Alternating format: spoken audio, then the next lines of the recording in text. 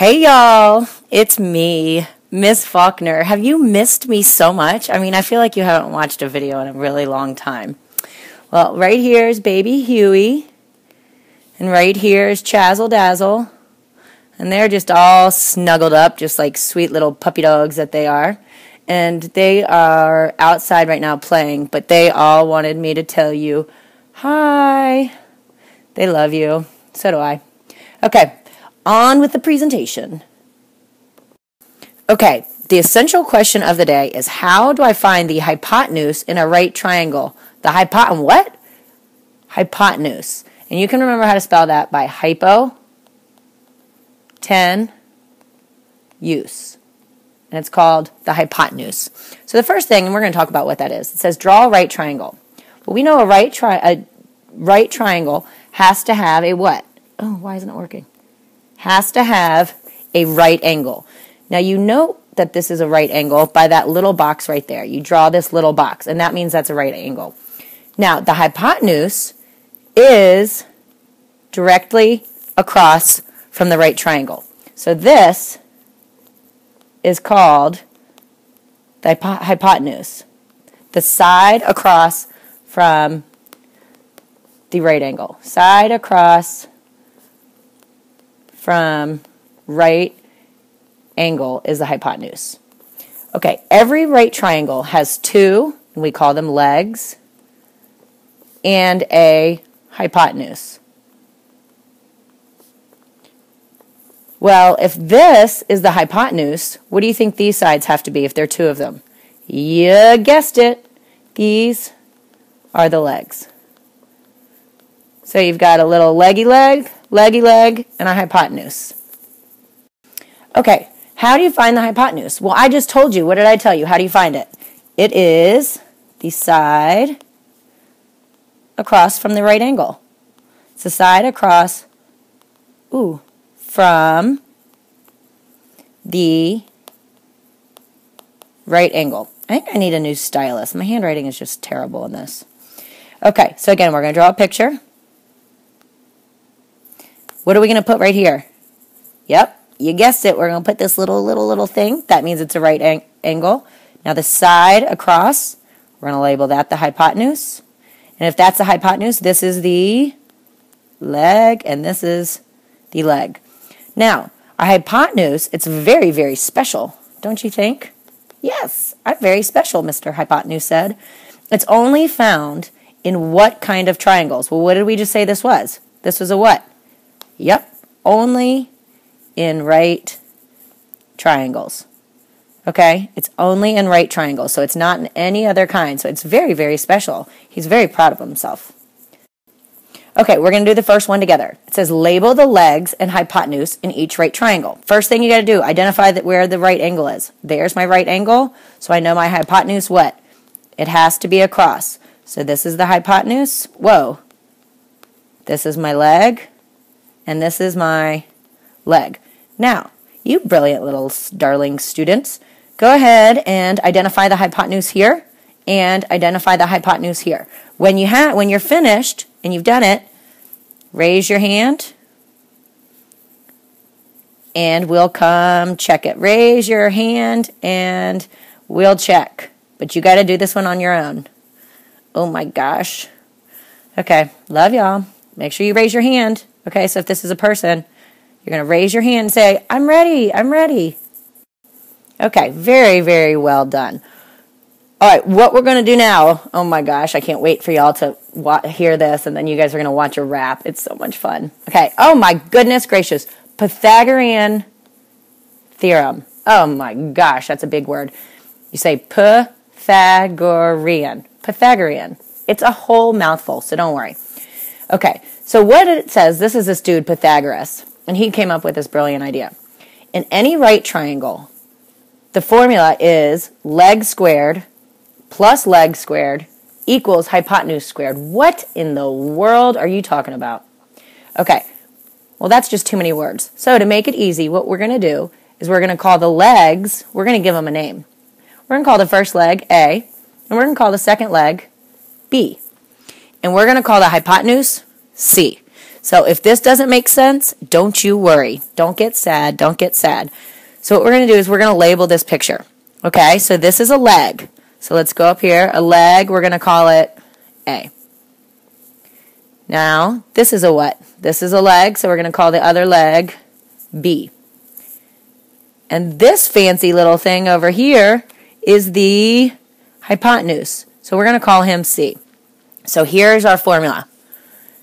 A squared plus B squared equals C squared. So what that means is when I square this side and when I square this side, it should equal C squared. Oh my goodness, that sounds confusing. Well, it's not. You guys are going to rock it. Let's keep moving. Okay, what we're going to do is we're going to use the Pythagorean theorem to find the missing side. So you have got to follow all these little steps, and you got to put a little check by it, okay? You know how annoying I am. You have to do it. Step 1, label the sides A, B, and C.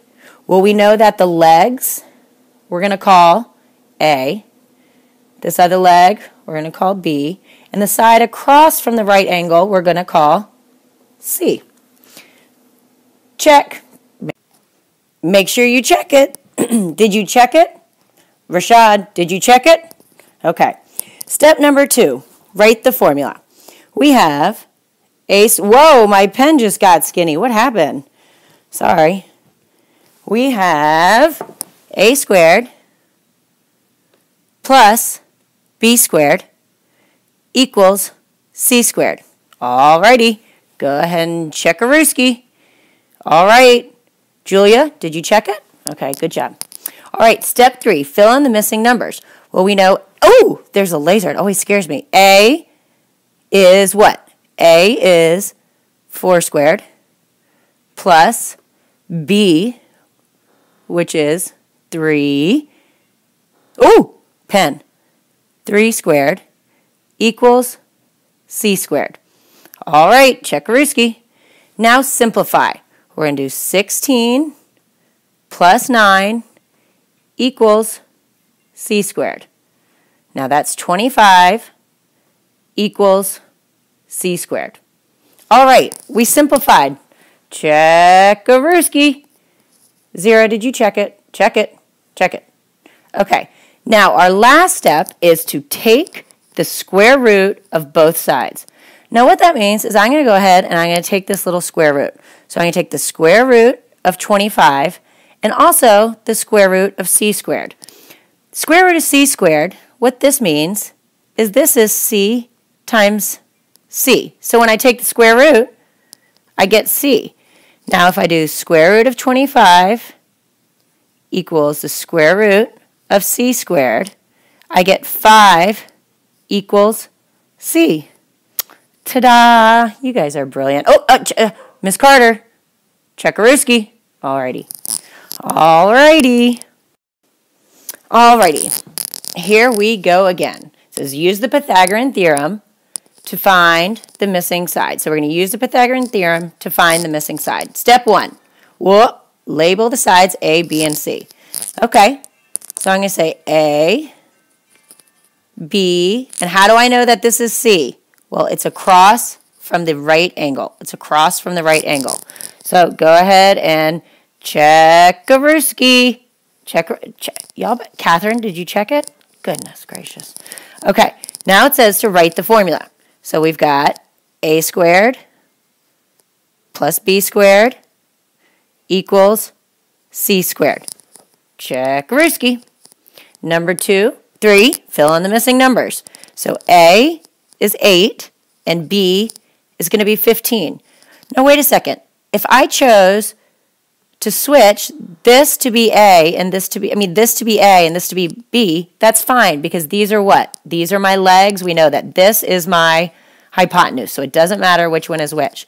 So I'm going to say 8 squared plus 15 squared equals C squared. So I filled in my numbers. Now I'm on step 4, which is to simplify.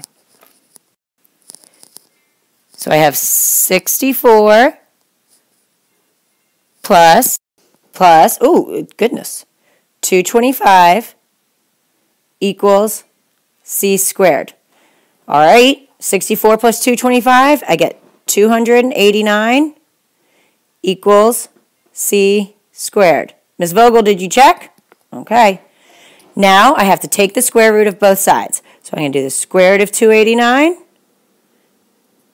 equals the square root of c squared. When I take the square root of 289, I get 17. And when I take the square root of c squared, I get c. Oh my goodness, you guys are so brilliant. You know what you guys haven't gotten in a long time? Oh, where is it?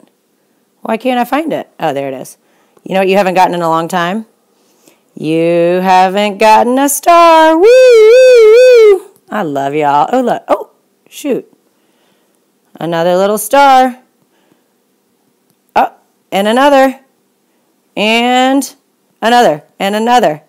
Oh, my goodness. This is so much fun. All right. Love y'all. Oh, he doesn't look very happy. Love y'all. See y'all. Bye.